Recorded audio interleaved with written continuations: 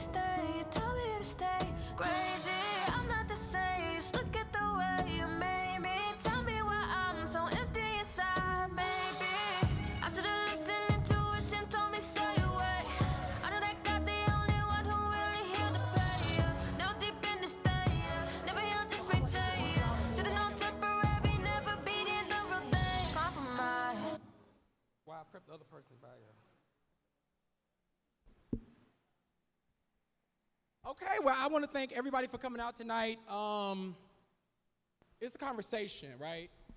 It's about, this conversation tonight is a town hall about, you know, there was a conversation I had prior to this about, you know, what we think is the reason, with my counterparts, Jahari and Brianna, what we think is the reason that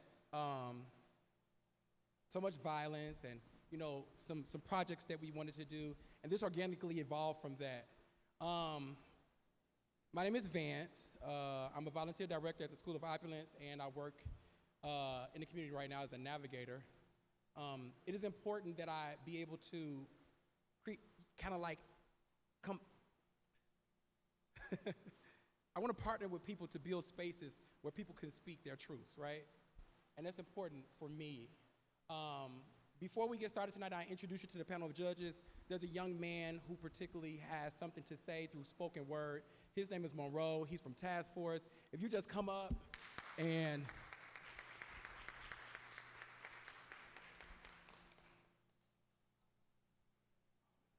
go ahead.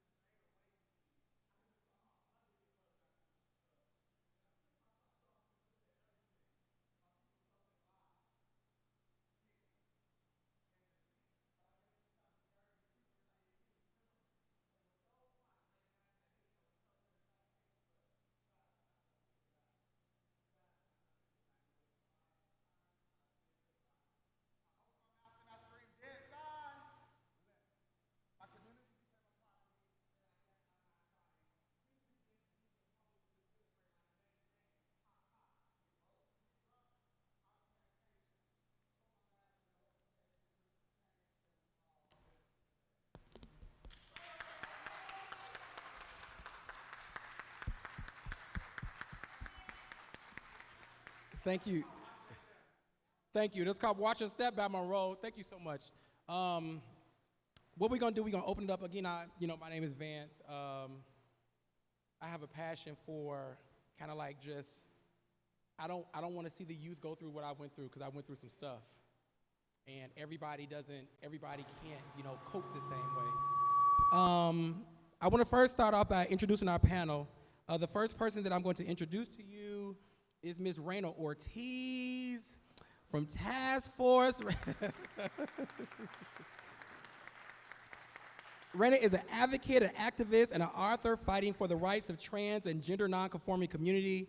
Raina works hands-on with her community, providing vital resources, and has dedicated herself to building and working with her transgender and GNC communities, might I add, of color, Black, Latinx. Raina, if you could just open up with something you might like to say.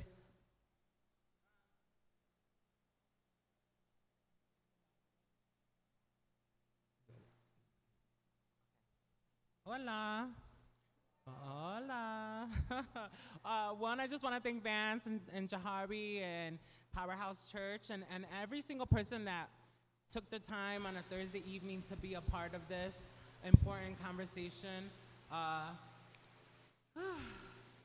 Yeah, I mean, I'm gonna keep it light and sweet, but I really honestly just wanna thank everybody for taking the time to be here today and talk about what we can do as a collective to make our community a little safer. So, thank you. That's fine, you keep that. The next person I'm going to introduce you is our next panelist, Jay Rice. I am not going to introduce people by titles. I'm going to let them do that because I think it's powerful when they say it because they earned it, right? Is a trans-masculine public figure fighting for the liberation of oppressed communities on a daily basis. Jay is a cultural curator, DJ, composer, director of communications at Brave Space Alliance, and overall practitioner of freedom, joy, and justice. His background in political science and intellectual communications shapes his dedication to progress of the Black LGBTQIA+ folks and other marginalized groups through perpetuating on the ground social shifts, advancements, culture change, and growth. This dedication can be seen and holistically felt through over a decade of creating intentional spaces that center all Black LGBTQIA+ women, femmes, TGNC, and queer folks in Chicago and around the world. Jay continues to foster an equitable future and moves intentionally towards a collective liberated society. Jay, if you could just open us up with something. Oh, here we go. Hey, everyone. I think I'm just going to piggyback off of what Raina said. Thank you for being here. Thank you for making space. I'm honored to be holding space with you all and everybody else on the panel. I think it is imperative for us to be having these conversations, especially on a Thursday night. So yeah, I'm definitely eager to not only have these conversations, but figure out what we're going to do next.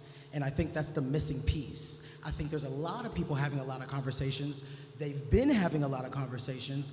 There's not a lot of what are we gonna do next? So, you know, that is what I think we're all here tonight to figure out what are we gonna do now. I'm getting some feedback.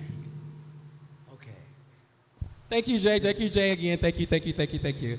Our next person that we're gonna introduce is one of my co-moderators.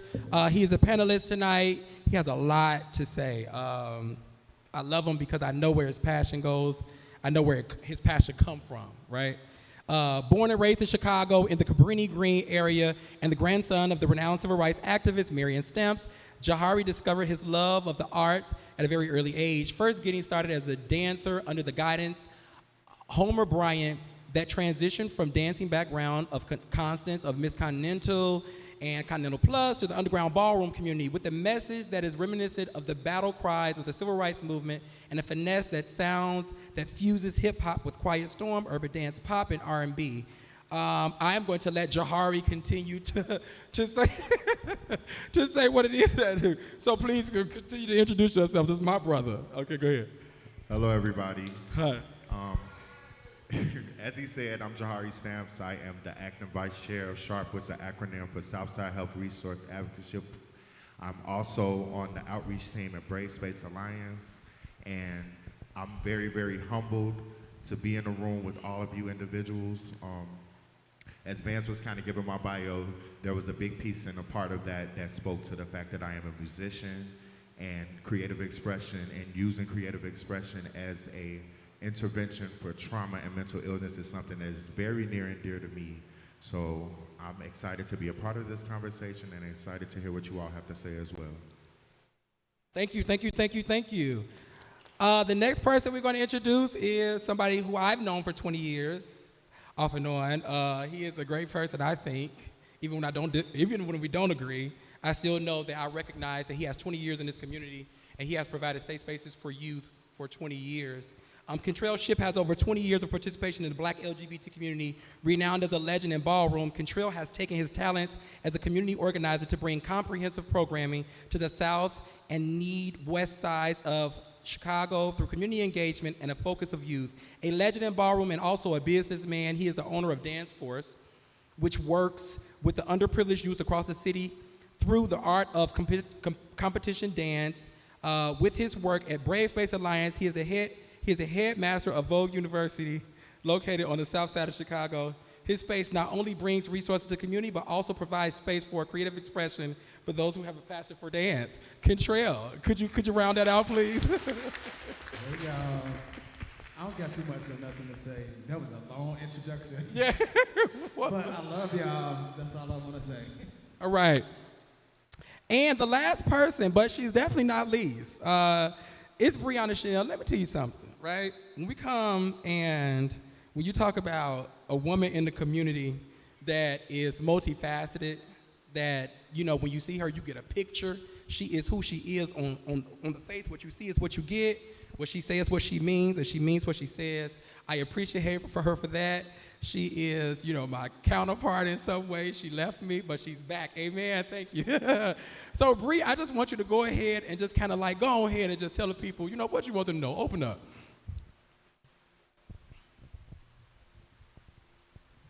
Thank you for your introduction, Vince. I really appreciate it. My name is Brianna. I am a member of Chanel Cares, also the Powerhouse Chanel.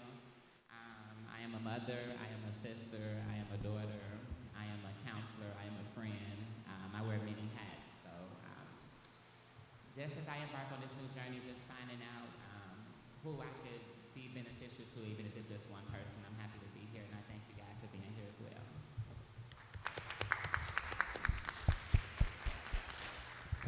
Thank you to the panelists. I want to recognize some people in the room that want to remain silent and just listen. Thank you, Dr. Green, for coming. Thank you, CPD, for coming. That's really important in this conversation. Thank you to all the youth that came out, because your voice is the reason that we're here. The community that came out, because it takes community to heal community. That's a big thing. Thank you to Ballroom that showed up. I want to give a special thanks out to Powerhouse Church of Chicago. Powerhouse is a lighthouse, right?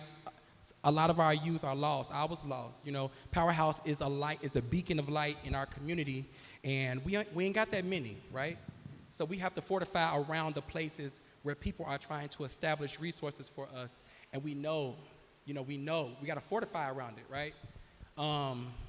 That's what this is about.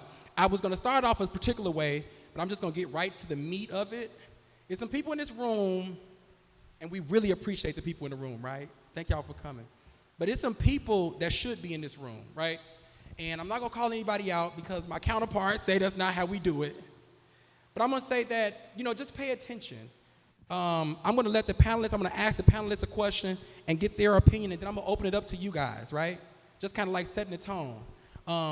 It's a speak your mind type of vibe, right? Speak your mind, say what you want, no filters. We are in the house, and we wanna respect Powerhouse Chicago, so we're gonna ask that you don't use profanity, but speak your mind.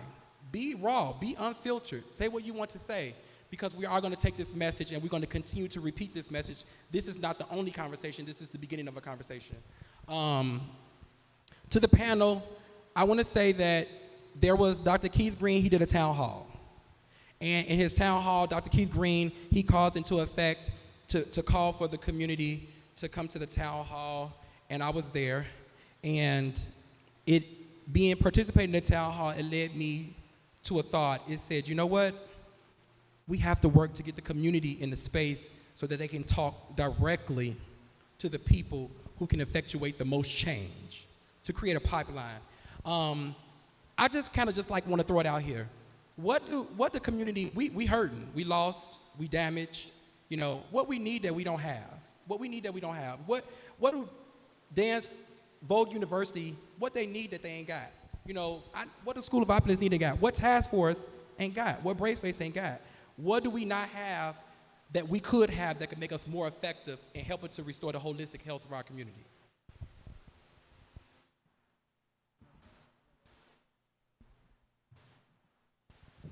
I guess I'll break the ice.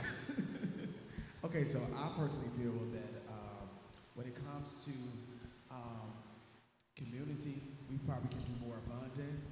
And when I say funding, that's for like stuff like, I see Brave Space do a whole lot. Working at Brave Space, I see them do a whole lot. And especially like these past 2 weeks was really hard for the community altogether. It was like really, really hard for us. I had the repast at my place. And then, and even with that, and going to funerals and helping parents with funerals and stuff like that, it was a lot. And I feel like, if we had more people and more abundance to help out with stuff like that, because what I see, let me be real, I'm from this neighborhood. I was born and raised, I stay 1244 West 57th Street, right down the street. So this neighborhood, when you come from different backgrounds and stuff like that, people adapt to you. So most people especially the younger kids, they adapt to me because, I can relate from the neighborhoods, the lower neighborhoods, this Inglewood. So I feel if we have more abundance to help out with different programs and stuff, it would be much better. And then we can hire some of the kids too at the same time, so we can keep them off the streets and stuff like that. So that's just my opinion. So it's a couple things. One, I feel like we've dedicated a lot of attention and a lot of the work that we do to the individuals sitting on this panel and some of the individuals sitting in the audience combating HIV and prevention and intervention, while oftentimes ignoring the circumstances that bring people to those conclusions. People are out here having survival sex and not making the most sound decisions. People are homeless and having to place themselves in risky situations. And also a big part of that has been the neglect of actually talking about and having conversations around mental health and what that means to us, because I think that all the people in the room that have grown up in Black and brown households understand that that is a very taboo conversation to have. And a lot of the times the trauma that we experience starts at home, and because we don't have proper conflict resolution skills, we then as adults go out and we begin to traumatize the people around us. So I think that instead of having such a strong fix on HIV prevention and intervention, which is a big part of the puzzle, but there also needs to be a shift in focus on what is bringing people to that conclusion. And I believe that a focus on mental health is something that is very, very much so needed right now. Yeah, so I second all of that. I think the most important thing that we don't have is that intergenerational connection that white queer and white gay and white trans people have. I'm looking out at the crowd, and the average age, I don't see anybody over 50 out here, not visibly. So there's that disconnect between our older queers, older trans, older gay people, older Black queer folks, and us. When we do not understand where we've come from, there is no way that we can proceed intentionally with each other. So that's the first thing we're missing. Second, we don't have money. Every organization that is represented up here today does not have an appropriate amount of funds to reallocate and redistribute resources that's gonna be in an equitable and culturally affirming way. So I'm not talking about big multi-million and multi-billion dollar LGBTQ centers. I'm talking about the smaller organizations that are on the ground, the Brave Spaces, the Task Force, the Chicago Therapy Collectives. Those folks are the people that need to be having that intentional funding from the state and from the city. So there's a lack of intergenerational care, there's a lack of intentional funds, and there is a lack of communal spaces that are not centered around funerals. We've got way too many funerals that we come together for as a community, not enough birthdays, not enough graduations, not enough baby showers, not enough weddings. So there's not enough emphasis on intentional spaces. And when you look at somewhere, because we're all here about the incident that happened at Jeffrey Pub. Our liberation can be found at places like Jeffrey Pub. Our liberation can be found at communal spaces that are outside of the church, or outside of LGBTQ centers. What you touched on is key. We do not have de-escalation skills in our community. If we had de-escalation skills in our community, if we were taught to de-escalate issues versus being taught to act from a place of trauma, rightfully so, a lot of us would still be alive. I'm not talking about extra security, not extra police. I'm talking about us keeping each other safe. That is what we're lacking in community right now. That was all really good. When I think about what we need as providers, as spaces, yes, money is on the top of the list. I work at Task Force, but when I really think about community, and I know this might sound kind of strange, but we need to start the process of healing. We need healing, you know, we need to start to learn how to heal ourselves, heal our communities, heal from the trauma that has been inflicted onto us. And until we don't start the process of healing ourselves, mental health, HIV, homelessness, intercommunity violence, self-abuse, all these things that have been perpetuated onto us as a community will never go away. Until we get to the root of all the things that have happened to us as black and brown LGBT trans people, what is HIV work? What is all the millions of dollars that pump in? If millions of money was going to solve our issues, we wouldn't be where we are today. Hundreds of millions of dollars go to these organizations, and really nothing is really changing.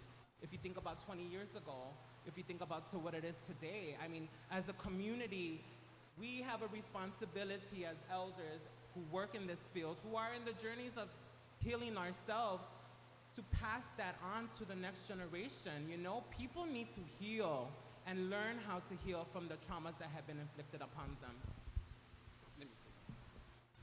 I want to echo the sentiments of what Raina said. I am a firm believer, I'm avid when it comes down to we need spaces that are intentionally meant to cultivate and to polish us and our talents. We need spaces that are for us because we are trying to heal in other people's spaces. And we are trying to heal in spaces that people loan to us. We are trying to heal in spaces that we have to borrow. We are trying to heal in multi-purpose spaces. We need intentional spaces. We need our own dance studios because we dance. We need our own gyms because we like fitness also. It's not just enough anymore 20 years into the work to just have drop-in centers, right? We need our own spaces. And that's where I come from. That's where I stand from with it. Because 20 years ago, I was going to Horizons. You know, 20 years ago, with me and my brother, 20 years ago, used to go up and out of Walgreens. So community is, I recreate in this community, I live in this community, I love in this community, right? And the people that we need to talk to, all the money ain't even in the room.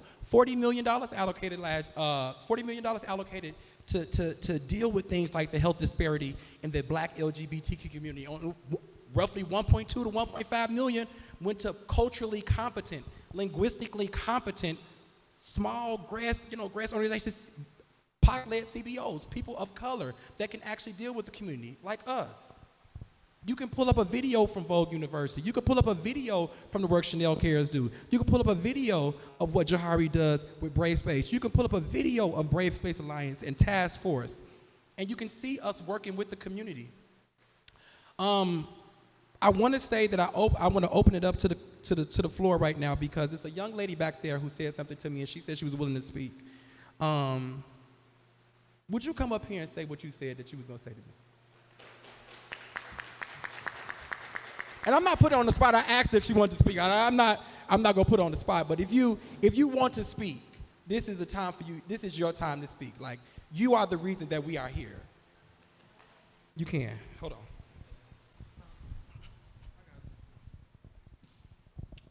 Hey everybody, my name Honesty.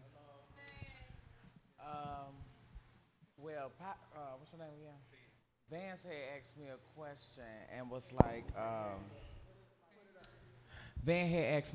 and was like, what services, like what do you need? I said, basically like help with like finances and stuff like that because like it's not hard for me to make money and stuff like that, obviously. But selling my body and doing this, that's just not for me. It's just like, I be telling people all the time, like, it's just really not for me. So I need something that's like, I need more help, like with resources and like financial stuff like that because like, I do not see myself doing this like every single day, going out and like risking my life for this every single day. That's why I be telling girls like, this is not easy living this life. I am telling you, especially like when you gotta wake up and go to bed, posting ads, going out on the stroll, doing this. I mean, literally risking our lives for this, just for some money. it's like it's really stressful. Like I'm telling my like I don't feel like going out tonight just to go make money. But if I don't, how am I gonna smoke? How am I gonna eat? How am I gonna this? How am I gonna that? So I get tired of having to rely on dates and on selling my body and on this and on how I used to be like, robbing people and doing it. That's just not who I want to be. So I need like better resources and better financial funds like out there in the open that I could just say, oh, I could go here and they could do like maybe give some gift cards or something. You instead of me just the first option is I have to give my body to somebody. You see what I'm saying? I want to thank you for that.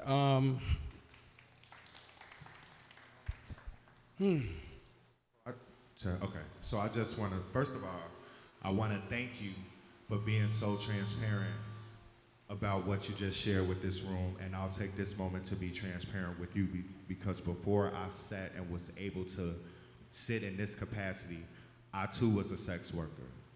And while I was a sex worker, we didn't have many spaces and opportunities that provided different outlets to us. We had Horizons, and then from Horizons, they had Center on Halsted, which was built off the backs of people who looked just like me and you, who were coming to their spaces off the stroll to receive things. But then we were pushed out of those spaces. So what I also want to let you know is that depending on what side of town that you live on, you have a space like Brave Space Alliance on the south side.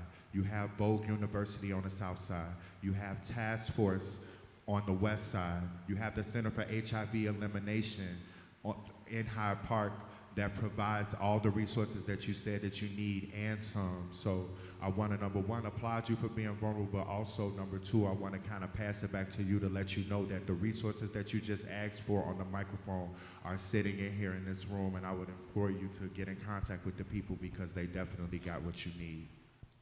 And taking that a step further, if you want somebody tonight to help with anything, you can.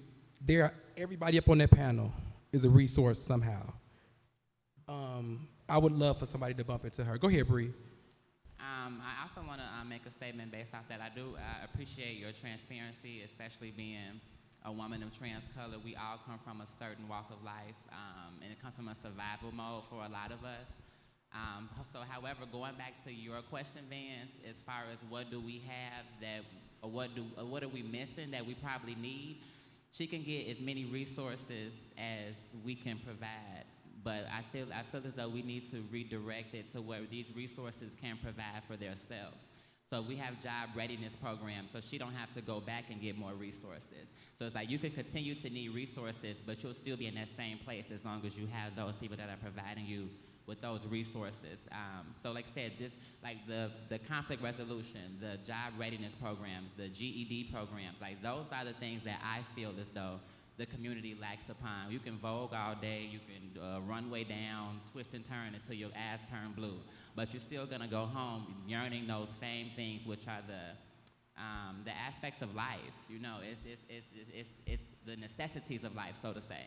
So that's what I feel as though that we're lacking, more programs and things that are for longevity purposes and not just of the time. We don't have, to your point, Bree, just to fortify what you said, we don't have credit programs for our community. We don't have programs that bring you, we have the very we have the very bare minimum, right? Our programs in this community are meant to keep you, they're entitlement programs, they seem like they're designed to keep you needing, right? Mm-hmm. They're not designed to take you from the apartment to the house. We have two instincts, to survive and to thrive, and they are focused on survival when we need to be in a position 20 years later to thrive. And I appreciate that, Bree. Hold on, here we go. Oh, go ahead. Go ahead. So I got you. This also, I think, is one of the solutions. And I'm one of those people who's been through stuff. I've been through a